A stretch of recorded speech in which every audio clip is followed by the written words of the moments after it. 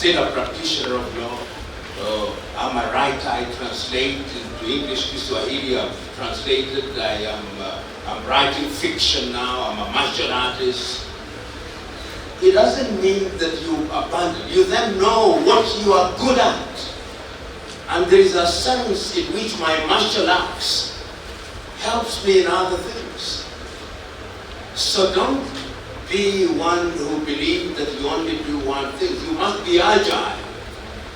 Who among you here is a martial artist? Not me. Yeah. I started martial arts in 1975 when I was in Form 1. I still practice martial arts every morning. I started with Shotokan and Karate. I'm now a mixed martial artist over the years. And you've got to have, when you do things, have passion for them. This is what we are telling you. And when you know what you are good at, then you give emphasis to that. I'm a stage actor. I used to be an actor on stage, even at the university. So you've got to be agile, and what professor is telling you and what you are being told, knowing what you are good at makes you focus in the right direction. How many of you here have heard of a philosopher called René Descartes? I'm also telling you that you are not reading enough. Yeah, because René Descartes is one of the leading philosophers, and this is what he's famous for. And I'll render it in Latin, then I'll translate it in English. He said, dubito ego cogito, cogito ego sum. I doubt, therefore I think. I think, therefore I am. You get the idea?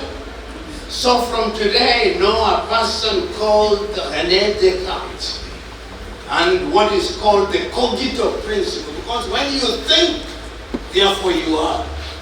And you are being told, Professor Bora is telling you from today, henceforth, try to discover, and the machine will help you identify. Look at the footballers in Europe and America. You now see how they are going to Saudi Arabia. If you ask them what grade they are, these fellows would possibly score D in Uganda and Kenya and be saying they are failures. Today, they are employing PhDs in economics. The minister here is an economist. Me and him can be employed by one footballer and we would be paid even if we work for 1,000 years. Talent. I hope we are on the same page.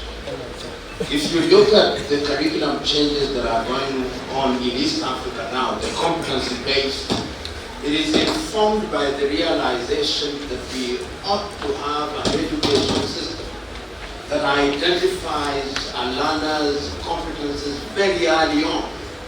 The question I hear you to be asking, is it useful for that to be aided through technology? And you cannot wish away technology. I think technology in these days of artificial technology and intelligence, there is no doubt that artificial intelligence and technology is going to aid us in that regard. And thinking as East Africans, one of the things that we are doing, you are Kenyan, therefore I'll tell you, in the Kenyan education system since 1963, we have had 7 education commissions. Number 1 was the Picha Commission, which covered the entire East African community. In 1964, the Omide Commission. Then we had the Gashadi Commission. Then we had the Mackay Commission. Then we had the Odhiambo Commission.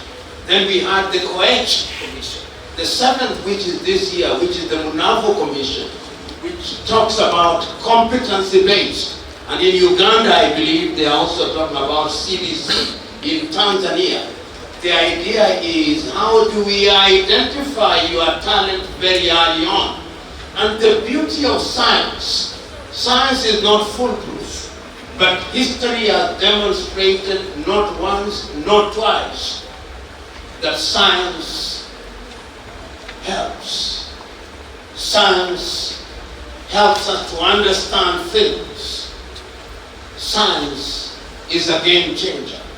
And that is how I understand this particular technology which helps us in that regard. Thank you.